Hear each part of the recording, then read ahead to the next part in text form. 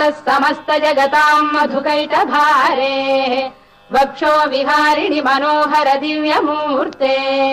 श्रीस्वामिनि श्रुत जनप्रियदानशीले श्रीवेङ्कटेश दयिते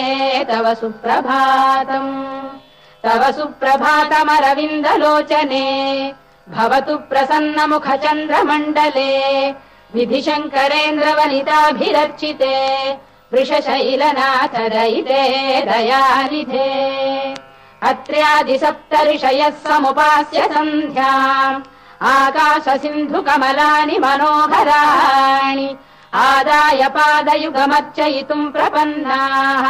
शेषाद्रिशेखर विभो तव सुप्रभातम् पञ्चाननाब्ज भव षण्मुख वासवाद्याः त्रैविक्रमादिचरितम् विबुधास्तुवन्ति भाषापतिः पठति वासर शुद्धि